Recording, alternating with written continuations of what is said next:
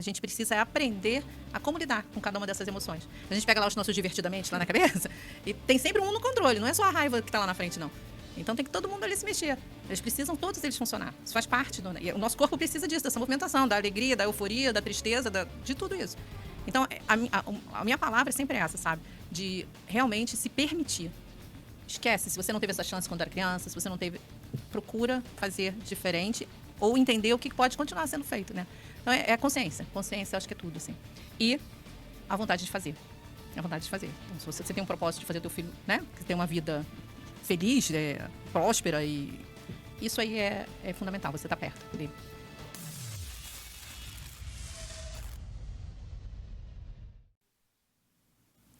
Olá, sejam bem-vindos a mais um Vem com a Jaque podcast. Hoje tem mais uma convidada aqui que vai falar sobre educação parental, porém especialista no emocional dos meninos. E eu quero apresentar para vocês aqui Ana Luísa. Oi, Jaque, seja bem-vinda. Bem, é um prazer te receber. Obrigada. Eu queria que você contasse um pouco da sua história e a gente pudesse entrar nesse papo tão importante. Sim, com certeza. Eu sou Ana Luísa, eu sou professora de formação, professora de inglês, dei aula há mais de 20 anos e há pouco tempo eu me encontrei com a educação parental. Na verdade, foi realmente um encontro, assim, deu aquele match de tudo que eu fiz a vida inteira para um outro olhar, né, e um outro caminho para chegar nas famílias, que foi sempre o que eu mais gostei de fazer. Mais do que estar até ensinando o inglês que eu ensinava, era estar lidando com aquelas pessoas, com aquelas famílias.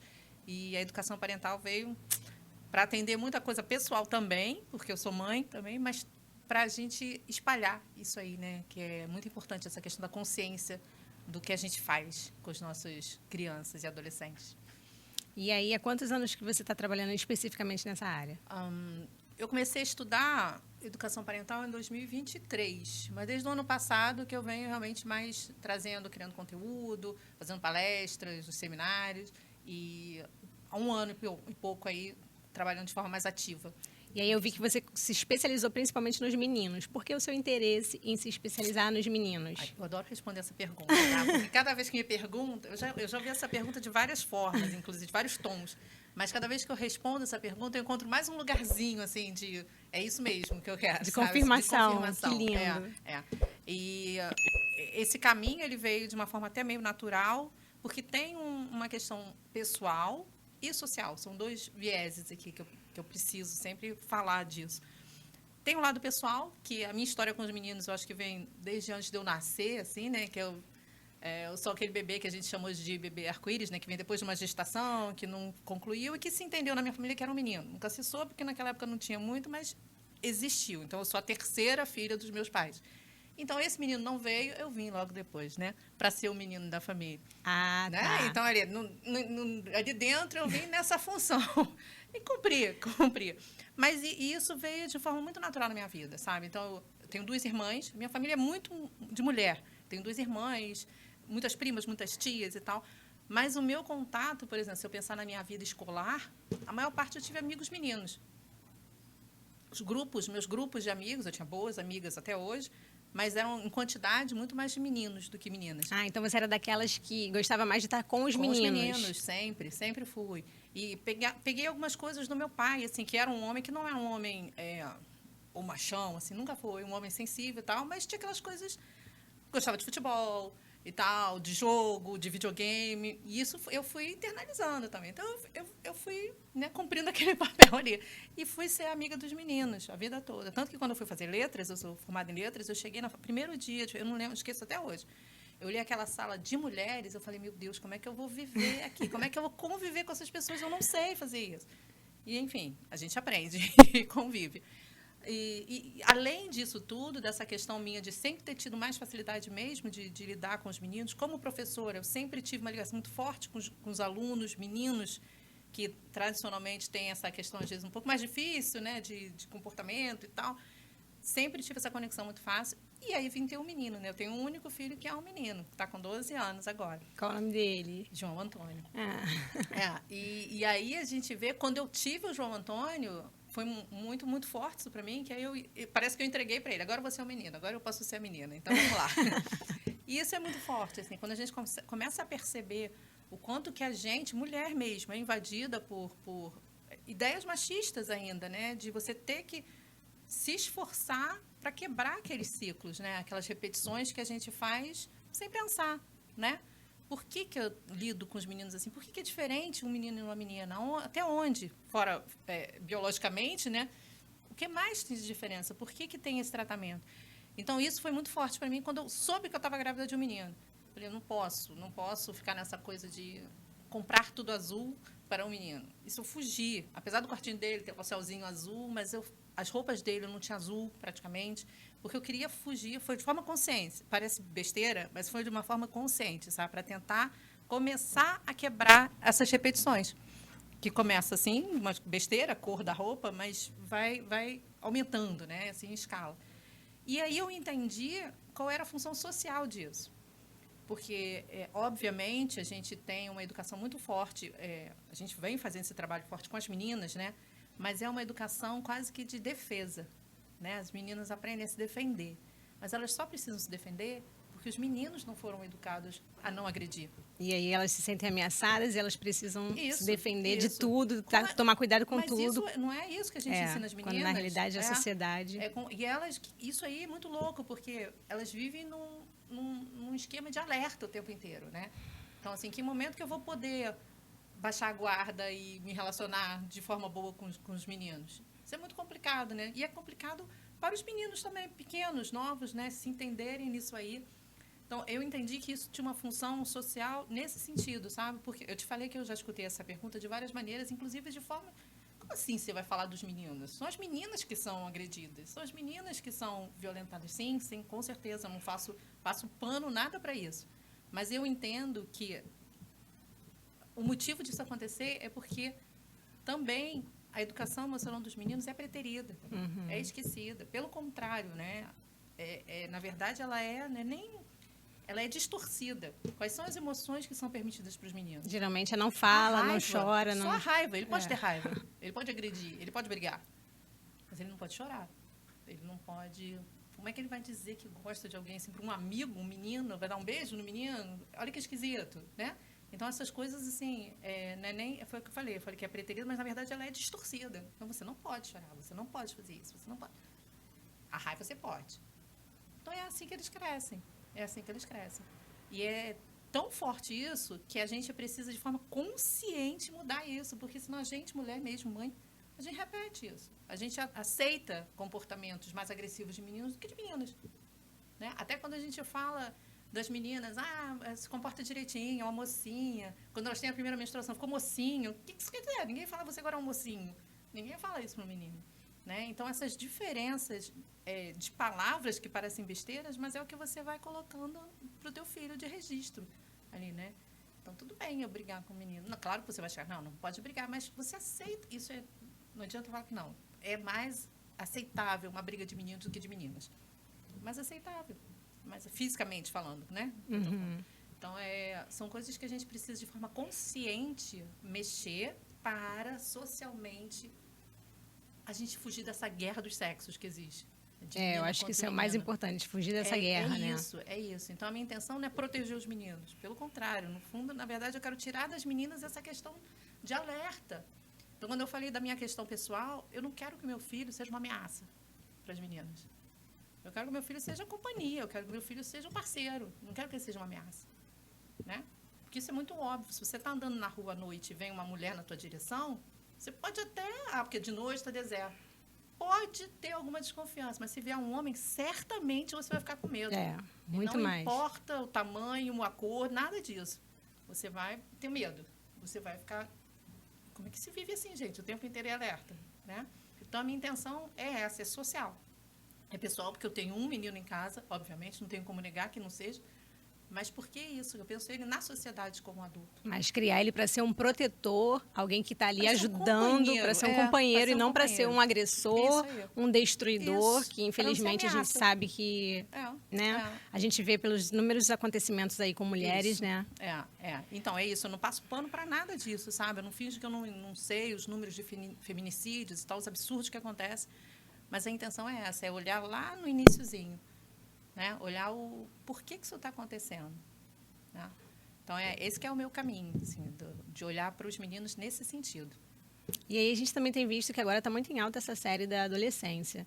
E essa série ela acaba refletindo mais sobre o lado dos meninos, né? Essa série. Vocês podem, Eu ia te perguntar o que você tem a dizer sobre ela.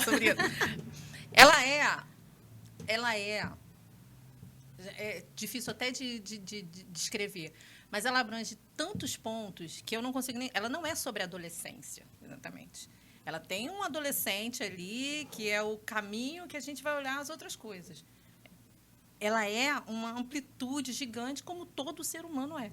Né? A gente não é uma coisa só. A gente não é só o adolescente na escola, a gente não é só o adolescente em casa. E, ao mesmo tempo, a gente é tudo, em uma coisa só. E a masculinidade ali é exposta de várias formas, né? De muitas formas, de formas muito delicadas, inclusive. Eu acho que essa é a beleza dessa série, é que não são, muitas vezes não são coisas explícitas, assim, sabe? Não são coisas muito agressivas fisicamente, ou, como a gente está acostumada, né? Coisas muito ação, como tem ação, tem, mas o drama está ali no que é sutil, no que é cotidiano, no que está acontecendo todos os dias, e a gente não é que finge que não vê, mas a gente vai dando um jeitinho, sabe? Vai dando um jeitinho. Porque a gente existe um buraco entre a nossa geração de pais e dessas crianças que é gigante, que nunca foi visto antes, né? Porque eles nasceram num mundo que a gente não conhece. Que a gente, olha que loucura, eles conhecem o mundo, né? Mais do que a gente. Porque eles nasceram nesse mundo. Então, esse é o mundo que eles conhecem. A gente foi da geração da transição. A gente está em transição. Então, a gente está tendo que aprender muita coisa para estar com eles. E isso é um caminho que não é fácil, né? Porque aprender requer vontade, requer disposição, requer esforço. Mas na série fica muito claro esse viés da masculinidade, que se fala muito, né, masculinidade tóxica, né? Mas que é uma masculinidade distorcida mesmo, né? E, assim, vou deixar bem claro que eu estou falando aqui de masculinidade, desta ideia de masculinidade, né? Porque existem vários tipos de homens, né? Desse tipo de masculinidade. Não estou generalizando, não estou falando de homens em geral, estou falando desse comportamento machista, excessivo, tóxico. É isso. Então, é esse tipo de masculinidade, que a gente sabe que existem muitos tipos de masculinidade. E ele é exposto isso de forma muito clara, como que os meninos, desde novos, e o menino tem 13 anos na série, que é quase a idade do meu filho, é muito perto o negócio, ele sofre essa pressão dentro da escola. Não vou dar muitos spoilers aqui, mas também a internet só fala disso agora, então todo mundo já sabendo decorar. Mas eu estou tomando cuidado para não falar exatamente o que acontece na série. Mas ele sofre muita pressão para ser a ideia de macho que é imposta nesses grupos com esse tipo de masculinidade, né? É um menino que tem que ser bom com as meninas, é um menino que tem que ser descolado, que tem que ser forte, que tem que ser... Então, essa pressão, que parece besteira, mas não é. Você imagina um menino que está se descobrindo, crescendo, saindo da infância... Ainda está amadurecendo, né? Está muito lá no meio do caminho, e, de repente, ele tem que ser isso tudo, que não é dele. E aí ele começa, e tem muito forte também a questão da internet, né? Então, é uma associação explosiva, essa masculinidade distorcida aí, que vem de uma tsunami em cima deles pela internet. A gente sabe que tem, e na série eles mencionam até, influenciadores que vivem disso, de vender até, inclusive, cursos para como ser um homem que diminui uma mulher. É uma loucura isso. Entendeu? De que mulher é objeto, de que mulher enfim, é feita para cuidar de casa, para relações, só para isso. Então, isso vem, não é o teu vizinho falando, é um cara na internet falando para milhões de pessoas. E não é um cara, são vários. E aí vira aquilo ali, E por que trata aquilo como algo normal, correto. É isso que é o certo. E aí, por que esses meninos são tão afetados? Né? Você podia falar assim, mas por que eles caem nessa? Porque esses meninos geralmente estão nessa fase super vulneráveis. Como é que eu vou pertencer a esse grupo desses meninos? Como? Se eu não for isso? Então, é uma explosão, como eu disse, assim, é uma explosão, é um encontro explosivo, a internet com essa masculinidade distorcida, tóxica, que ela inverte os valores, né? Totalmente. Então, então, por exemplo, a menina, ela é vista com corpo, ela é um corpo ali que está exposto. Nesse caso, teve inclusive foto, né, de nudes da menina que foi. E aquilo ali é só aquilo ali. É só aquilo ali. Então, essa série, ela mostra muito isso, sabe, da objetificação do corpo de uma menina de 13 anos também. Ela estava ali exposta. E a desconexão, acho que a desconexão ela é geral nessa série, sabe? A desconexão do menino com ele mesmo, ele não sabe mais quem ele é, o que ele tem que ser, como ser. A desconexão com os pais, a desconexão do grupo de amigos. Ele está completamente desconectado, esse menino. E aí é por isso que essa série está dando tanto o que falar, porque eu acho que também ela está refletindo muito a vida real de uma forma explícita, né? É isso. E está trazendo choque a todo mundo. É isso. E o que eu estava falando é isso, assim, eles tiveram o trabalho de retirar aqueles estereótipos que a gente vê em filme, novela, as famílias disfuncionais, né? Que são obviamente disfuncionais, né? Que ou um pai é alcoólatra, ou o pai abandonou a família, ou a mãe, enfim, é depressiva, o filho usa drogas. Eles tiveram esse cuidado de tirar esses estereótipos, porque essas razões, elas dão um alívio na gente. Esse menino é assim porque aquela família é toda louca. A minha família é normalzinha, nunca isso aconteceria comigo. Então, muitas vezes, você se pega procurando por um alívio naquela série. Porque no primeiro capítulo a gente já sabe quem fez, como fez e aconteceu. Mas você passa os outros 3 episódios tentando entender e tentando buscar um alíviozinho para fazer. Porque é uma adolescente que veio de uma família estruturada. Uma família aparentemente tudo bem, tranquilo, né? Ali tem algumas coisas escondidas, mas aparentemente ela é uma família comum. É uma família comum, aparentemente. Muita coisa ali por trás que não é falada. Então, o que eu falei, eles tiraram essa obviedade, né? É por isso. Então é isso. É porque o pai é alcoólatra. Não, então é por isso, por causa das drogas. Não tem isso. Então, você acaba a série sem uma explicação. Isso é ruim? Não. Isso é necessário. Te leva a uma reflexão. Isso é necessário. É um incômodo. Eu comecei a assistir, eu até fiz isso um post no meu Instagram, que eu digo assim, eu não recomendo. Eu não recomendo que você assista como eu assisti. Eu tive uma noite de insônia, eu falei, vou começar a assistir essa série que está todo mundo falando. Eu assisti os 4 capítulos de madrugada e eu não conseguia dormir. Porque aquilo vem de uma forma, o que está acontecendo? Toda a parte técnica, de como ela é filmada, que ela é filmada de um take só, né? Cada episódio é filmado direto. Então, você fica naquilo ali, você não tem uma quebrazinha, você não tem um corte. Você vive aquilo ali. E a masculinidade, ela é o centro dessa série. E por que eu acho tão importante? Porque é uma série feita por homens.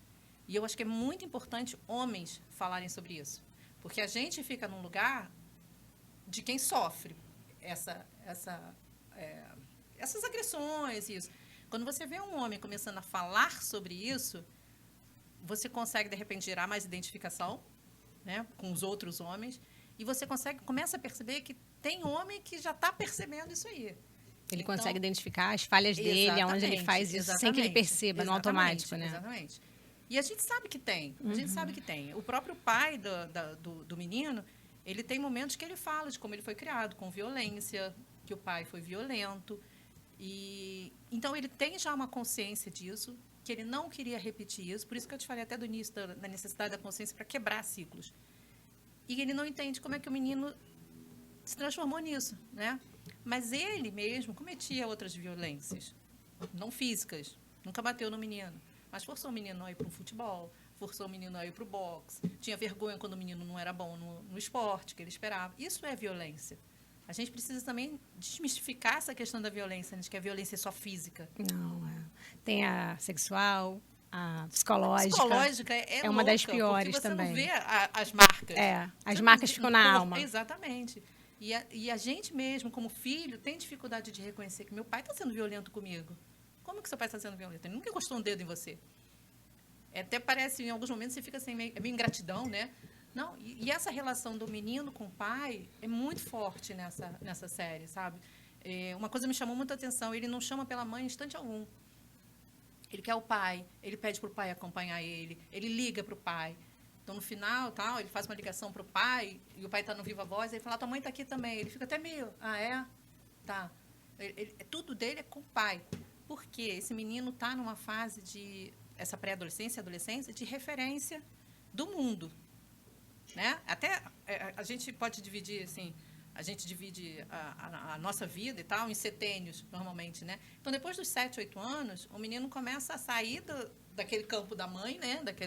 Eu sou a mãe também, e começa a ir para o mundo, olhar para o mundo. E, especialmente o menino, quem é o mundo de menino? É o pai. Então, ele busca isso, ele busca essas referências. Às vezes, eu brinco e falo assim, cara, se você não é uma mãe muito bem forte emocionalmente, você se sente até rejeitada. De repente, meu bebezinho aqui, de repente, só que é o pai, gente. Porque ele busca isso, porque é a referência dele. Visualmente, se você tem, né, aquela família tradicional, mãe, pai e tal, mesmo separados, mas tem ali o pai, é a referência dele. E se ele não tiver o pai, ele vai procurar outras referências de homem, né? Porque é muito difícil separar também essa questão de feminino, masculino, masculinidade, feminilidade, né? Porque todo mundo tem masculino e feminino dentro de si. Mas, visualmente, quem é o masculino? É o homem. Né? Então, o menino está nessa fase, se descobrindo, olhando para o mundo e buscando uma referência que a primeira que ele tem é o pai. Então, essa conexão desse menino com esse pai é muito forte nessa série, sabe? O quanto que ele busca no pai as referências dele. Do avô, um avô distante também. Então, ele tem... E isso é uma coisa que, depois, quem viu, quem vai ver ainda a série, vai reparar no terceiro episódio que ele tem uma consulta com uma psicóloga que está acompanhando ele. Ele vem numa boa, tranquilo, falando com ela, mas cada vez que ela toca no assunto do pai, do avô, da masculinidade, aquilo tira ele do eixo. Ele se comporta como o que é esperado na cabeça dele, né? Aquela caixinha do que é um homem. Eu tenho que ser agressivo, eu tenho que botar... Tem que ser forte, mostrar, me impor. E ele faz isso fisicamente. Né? Ele levanta, ele bate na mesa, ele joga as coisas no chão, quando toca nesse assunto. Que não é um assunto confortável, porque ele sabe que tem alguma coisa ali. E eu acho que é muito louco você ver que um menino de 13 anos ali já está todo preparado, já sabe como se colocar acima de uma mulher. Ele está com uma psicóloga e ele faz questão de, quando ele quer ser agressivo, ele fica em pé. Ela está sentada, ele fica em pé para mostrar que é mais alto. Ele fala, ele grita. Então, ele já sabe as artimanhas, né? As armas que ele tem para se colocar acima de uma mulher. Que é mais velha que ele, que é uma profissional, ele é um menino, mas ele já sabe que essas armas são usadas, e é assim que ele se comporta. E aí, trazendo para o dia a dia, né, tirando um pouco da série, Uhum. Trazendo para o dia a dia que, infelizmente, é uma coisa natural. A gente vê também isso muito nas escolas, né? Você, como educadora, eu lembrei agora de um episódio que a gente viu na escola, de um aluno afrontando o professor, a gente vê aí alunos agredindo as professoras. Então, assim, é justamente por isso, né? Tá nessa fase aí de transição e quer impor uma masculinidade exagerada, exacerbada, onde ele é ali o autor da responsabilidade daquele ato, daquele momento, e a palavra dele é a coisa mais importante. Então, o que você diria para os pais, assim, para cuidar, para poder enxergar até que ponto ele consegue ver que seu filho já está indo para um caminho que já está exagerado, que muitas das vezes é tão normal, né? A gente veio de uma geração que era normal e hoje em dia não, a gente está aqui justamente para abrir vozes e falar que isso não é normal. Somos seres humanos e tanto o menino quanto a menina, eles merecem por direito serem bem tratados. E aí, o que você diria que são os primeiros sinais que você consegue reconhecer num jovem que você vê que já está começando a ir para um lado mais tóxico, mais exagerado? Então, o essencial aqui, como pai, como mãe, como qualquer cuidador que exerce a parentalidade, né, que a parentalidade não é só maternidade e paternidade, né, qualquer adulto que esteja ali funcionando, participando dessa educação, né, da criança e do adolescente, é a escuta e o olhar ativos. Você precisa identificar o que não é da adolescência, porque a adolescência, e é uma coisa que não aparece muito na série, ela é também uma mudança fisiológica, biológica. São os hormônios, né? Então, uma coisa que, de repente, a criança com 7 anos ia fazer uma birrinha, né? Que a gente chama de birrinha, chorar, de repente vira uma explosão, dá um tapa na cara ou mata alguém. Porque tem uma disfunção, um desequilíbrio hormonal aí. Até se equilibrar, tem, né? Então, assim, a escuta, o olhar são imprescindíveis. São imprescindíveis. Você não pode se ausentar. Você pode, de repente, com o teu filho com 13 anos, não ser mais a mãe e o pai que leva na escola, na porta da escola, porque ele já pode ir sozinho, dependendo do lugar. Mas você não pode sumir da escola. A escola e a família têm que andar muito juntas, porque são os lugares deles. São os lugares deles. A escola, muito é o lugar da criança e do adolescente. Eu ia falar isso Não agora. tem os pais por perto. E aí, às vezes, os pais falam assim, mas o meu filho nunca faria isso. Exatamente. Mas na escola ele faz, Ele porque faz. ele está ali no ambiente que ele está Ele com faz. a tribo dele ali, né? Isso, Na linha do pertencimento. E era isso que eu ia falar. Assim, quando você chega nessa pré-adolescência e adolescência, eles ouvem mais os amigos do que os pais. Esquece isso. Na verdade, eles começam a testar o que eles aprenderam até ali com você e tal. E eles vão checar se é isso mesmo. Se dá para organizar. Eu pertencer ao grupo de amigos que eu quero e ainda assim entender o que meu pai e minha mãe estão falando. Então, é muita informação na cabeça dessas crianças que não têm um cérebro ainda totalmente desenvolvido. A gente sabe disso. Então, a parte neurológica não está toda desenvolvida. Aquela parte crítica, né? De saber o que é, o que não é. Então, você tem que contar muito com os valores que você conseguiu transmitir. Por isso que a primeira infância é muito importante. Para que na adolescência você consiga, que o teu filho ainda consiga balancear. Uhum. Eu me lembro uma vez que meu filho teve uma questão na escola, um menino mais agressivo e tal, né? E ele não revidou. Ele falou e tal, e ele chegou para mim e falou assim, eu não aguento você ter me criado assim tão bonzinho. Porque, na verdade, ele queria... Então, o que segurou ele ali? Foi algum valor que a gente passou antes, né? Não foi, porque ele... Sei lá, porque ele entendeu... Ele não queria ser... Ele ficou com raiva daquilo ali, mas ele sabia que não era o certo. Ele ter se controlado naquele momento. Ele sabia que não era o certo. Então, é isso, assim, esse trabalho que a gente faz no início, acho que é a coisa mais importante, gente, é desde sempre você olhar para o teu filho, a gente está falando de menino aqui, porque as meninas são permitidas ter emoções. As meninas são ensinadas a falar sobre emoções. Né? Mesmo que, às vezes, umas coisas meio distorcidas, perguntando lá desde pequenininho, quem é seu namoradinho? Essas coisas horrorosas, né, de criança não namora. Mas se fala muito nisso. Até o tom de perguntar quem é seu namoradinho é diferente de menina para menino. É interessante que o menino tenha várias namoradinhas quando é pequeno, né? A menina, não. Então, isso assim, por exemplo, isso para mim é um corte assim básico. Eu espero que isso já esteja eliminado de muitas famílias. Mas a gente sabe que ainda existe. Infelizmente. Então, se você consegue, desde pequeno mesmo, se você me perguntar quando é que tem que olhar para isso, é hoje. Se não começou a olhar, é hoje. Até porque nunca é tarde, né? Nunca é tarde. E também nunca é cedo demais, ao mesmo tempo. Quando você começa, quando eu falei até lá no início, assim, que desde que eu soube que eu estava grávida, eu não comprei as coisinhas azuis, parece besteira, gente, mas não é. É você exatamente ir mudando essa chavinha do que é o óbvio de ser menino. Encher o quarto de carrinho, de bola, de não sei o quê. Por quê? Calma aí. Oferece, óbvio, oferece. Mas também ir sentindo o que o seu filho quer, o que o seu filho... Você vai conhecendo o teu filho. Então, e para isso, é preciso vontade, é preciso estudo, é preciso escuta e olhar positivo, ativo. E quando você me perguntou quais são os sinais ali, os sinais são esses. Quando você escuta, você percebe que tem uma coisa de errado ali. Tem uma coisa de errado. Outro dia, eu vou usar meu filho como exemplo, porque é o que eu tenho todo dia ali, né? E a gente escuta também em outros casos. Que ele chegou para mim, ele estava chorando por alguma coisa, ele engoliu e falou assim, não posso chorar não é coisa de menino. Eu falei, oi, então não foi em casa que ele ouviu isso, que nem o pai fala isso também para ele. E aí você começa a ver as interferências e ele se forçando a acreditar naquilo que o amigo provavelmente falou, mas não é dele. Tanto que ele esqueceu disso, falou isso um dia só e nunca mais falou. Mas é isso, as interferências vêm de fora. E se você não estiver atento, você não percebe o que não é o valor teu, da sua família, e o que está vindo do mundo, porque vem. Esquece, você não consegue botar não numa vai criar numa bolha. Ele vem, e vem forte, tá? E vem criando também essa confusão. Será que os meus pais estavam errados esse tempo todo? Agora eu tenho que acreditar nisso aí? Vem com umas informações, vem com uns assuntos, com umas perguntas que você não sabe nem de onde veio. Mas você tem que estar aberto para falar, né? Você tem que estar aberto para entender qual é o momento. É uma criança de 10 anos, de 12 anos, de 13, 15, está convivendo com que tipo de criança e tal. Você é o adulto. Acho que o mais importante é entender isso. Nós somos os adultos da relação. Então, se tem alguém ali que tem que tentar mediar o comportamento, somos nós. E a grande responsabilidade que o adulto tem, né? Porque muitas das vezes eles são um exemplo. A gente também vê muitas histórias de filhos que viram seus pais agredindo suas mães e, infelizmente, eles apenas replicam. É isso. Eles É o caminho mais fácil. É você só repetir. É se você só repetir. São coisas bobas, assim. Você faz isso, que eu estava falando, dá o brinquedo tal para menino, compra blusa tal, porque é uma repetição. É só uma repetição.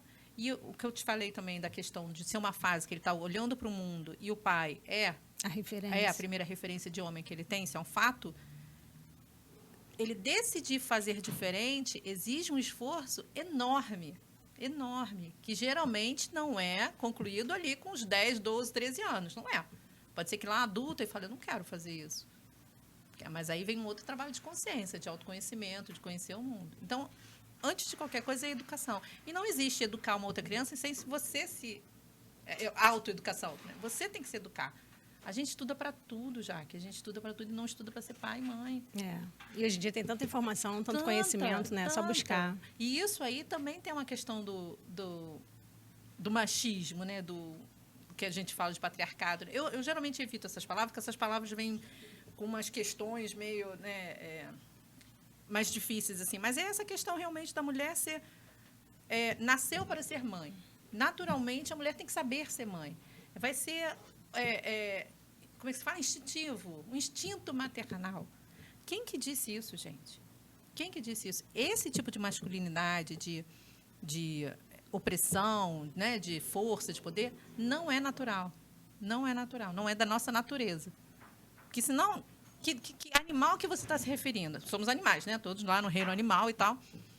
Você vê, tem animal até que é um homem que faz a gestação. Você pega o cavalo marinho é ele que gesta. Os leões. Quem muitas vezes é a líder ali é a leoa. Então, assim, que natureza é essa que o homem que tem que ser o líder sempre aqui? Então, foi uma coisa que foi de um mundo capitalista, né? A gente tem que funcionar, tem que fazer. Então, vamos organizar isso aí. A gente que é forte fisicamente, vai lá para as fábricas, tá, e vocês ficam em casa aí. E isso virou. Obviamente, só a gente consegue gestar. Tudo bem. Fora isso, meu querido, todo mundo pode fazer a mesma coisa. Todo mundo pode lavar uma louça, todo mundo pode limpar a casa, todo mundo pode trabalhar. E isso a gente tem que mostrar desde pequeno. E eu percebi, eu como mãe, como educadora, como professora, que eu demorei a trazer o meu filho para esse mundo também, de participativo participar ali. da casa. Mas porque é o nosso...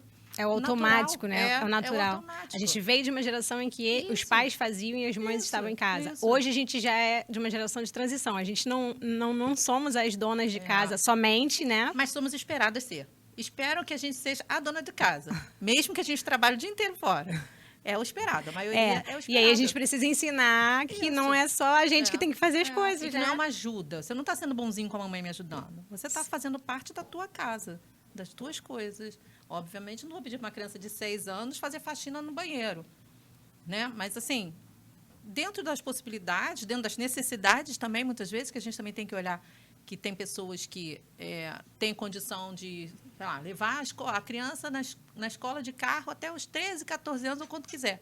Tem gente que, com 7 anos de idade, está indo para a escola a pé, porque não tem condição. Não tem com quem leve. Então, é isso. A gente sabe que tem realidades diferentes, né? Só que a gente... Mas essa ideia do machismo, dessa masculinidade opressora, ela independe disso. Deveria depender disso. É uma questão realmente de organização. E eu não consigo deixar de acreditar que isso vem lá do início. Vem lá dos meninos deixarem de ser criados dessa forma. Que os meninos não podem chorar, que os meninos não falam de prender as emoções, né? Eu acho que isso faz mal para o teu cérebro, inclusive. Se você para para pensar que quando o menino deixa de falar, né, do que está sentindo, ele não está deixando de sentir. Ele não deixa de sentir tristeza, né? Ele só engole. E isso é muita... você vive numa coisa de alerta, que você não pode deixar isso... Então, minha filha, aquele hormônio de estresse, aquilo ali está te inundando, está te envenenando. Teu cérebro está ligado, assim, não posso chorar, não posso falar que eu gosto disso, não posso falar fraquinho, não posso, sabe? Então, é uma questão realmente da gente mudar muito coisas pequenas que a gente faz no dia a dia. E o que eu estava falando de machismo é o seguinte, essa questão do machismo não é de homem. Quando eu falo de machismo, eu não estou falando dos homens. Não quero generalizar, não posso generalizar, porque existem muitas mulheres machistas. Muitas. Falou um ponto importante, Né? também, Então, a mulher que sustenta essa questão, não, meu filho não precisa arrumar a casa, mas a minha filha arruma. O meu filho pode ter quantas namoradas, dormir com a namorada em casa. A minha filha, de jeito nenhum. E isso não vem só do pai. Não vem só do pai. Continua vindo das mulheres também. Então, é nosso papel como mãe, é papel dos pais, papel dos cuidadores, dar olhar para isso, inclusive na escola. Você incentivar a interação de meninos e meninas. Porque se você deixar, num certo momento, nessa fase, especialmente pré-adolescência, é menina para um lado, menina para o outro. Então, assim, você vai forçar alguma coisa? Não, você vai incentivar. Pedir um trabalho de grupo, sabe? Você mostrar o lado bom de um para o outro. Para que cada um conheça ali suas diferenças, Isso. suas realidades e saibam lidar, São diferentes, sim. São diferentes, obviamente são. Tem questões hormonais. Nessa época, então, as questões hormonais elas fazem muita diferença. Mas tem questões que são pura e simplesmente culturais. Então, realmente a gente está muito atento. Não tem não tem fórmula mágica, sabe? Não tem dizer, se teu filho falar 3 palavrões, leva ele para o psicólogo. Não existe isso. Né? Então, esses dias mesmo, meu filho gosta muito de futebol, a gente vai muito ao estádio, e ele já combinou comigo. Eu falei, mamãe, no estádio eu posso falar alguns palavrões? Eu falei, no estádio, se fizer sentido. Quando chega em casa, ainda ligado no estádio, eu falei, pode parar, você entrou naquela porta aqui. E aí é difícil você entender essa transição para eles, mas é um treinamento. Se eu desistir na primeira vez dele, um grito para ele, o que ele vai ficar com aquilo? Nunca ali? mais ele vai. E ele vai começar a ficar receoso de fazer as coisas com você. Exatamente. Então, não quero mais ir para o estádio com a minha mãe. Posso gritar lá à vontade. Então, assim, são coisas, né? Permitir tudo. E aí está o grande problema. A gente vem de uma geração que foi criada, a maioria, numa educação mais tradicional. Eu nunca apanhei, tá? Eu tive uma infância, uma adolescência maravilhosa. Mas a gente sabe que tem essas violências pequenas, né? Pequenas, enormes, mas sutis, vamos dizer assim, invisíveis. Mas a gente precisa entender que isso tudo fica para sempre. Tudo que acontece na infância, na adolescência, vai te construindo. A gente é um monte de bloquinho. Né? Não é assim, acabou a infância, agora eu sou uma nova pessoa, adolescente. Acabou a adolescência. Não, é tudo junto. E muitas vezes a gente vê meninos que viram homens que continuam meninos. Porque eles foram travados lá atrás de sentidos, da sua potência, sabe? De pessoa, de ser humano. Ficaram travados naquilo ali, de que eles tinham que ser isso e aquilo. Eles não podiam ser outras coisas que eles queriam ser. O papo está muito bom. Cara, esse assunto rende pano para manga. Mas a gente vai ter que finalizar daqui a pouco. Então, eu queria que você deixasse aí para os pais uma palavra importante que você acha que é importante ser falada sobre tudo isso que a gente falou agora. E deixasse também suas redes sociais, falasse sobre o seu trabalho um pouco melhor. Eu deixaria um recado para os pais mesmos, pais homens. Permitam a sua conexão com seus filhos. Porque também tem muito isso, sabe? De os pais automaticamente deixarem para a mãe o cuidar. Tipo, eu sou o provedor e aí você cuida. Isso. Mas, na verdade, às vezes o filho, o que ele quer é a presença do pai. Ele quer, ele precisa do momento com o pai. E, especialmente, a gente está falando de meninos aqui, nessa fase, sabe? Quando sai daquela fase da primeira infância, que eles precisam do mundo, eles precisam de outras referências além da mãe. A mãe já está segura, a mãe ele já conheceu. A mãe já sabe que está ali e ela vai ficar. Ele precisa conhecer essas pessoas. E, realmente, o pai é o primeiro depois da mãe. Né? Normalmente. E, de novo, não estou falando de família tradicionalzinha. Isso é como a gente é formado. A gente é formado assim, metade mãe, metade pai. Não tem como fugir disso. Pode ser um pai que nunca viu na vida, mas tem ali nele, está ali nele.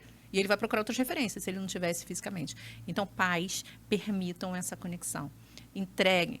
Eu trabalho o dia inteiro. Você tem quanto tempo disponível? Meia hora por dia? Esteja presente com o teu filho. Esquece celular, esquece tudo, esquece trabalho. Esteja com ele ali. Escute o teu filho. Ofereça as suas possibilidades, porque é legal também você oferecer o que você gosta, né? Mas sentir se o menino não quer ir para o futebol, se ele não gosta de futebol. Ele tem todo o direito de não gostar de futebol. Só porque menino ele não tem que gostar de futebol. Então, eu acho que, assim, estou deixando um recado para os pais, porque por causa dessa conexão direta. Fale dos seus sentimentos. Você tem sentimentos. Os pais sentem. Os pais são vulneráveis, como toda e qualquer pessoa. Então, falar das suas experiências, deixar você, pô, tô chateado hoje. Ah, não, mas vou fazer isso para tentar melhorar.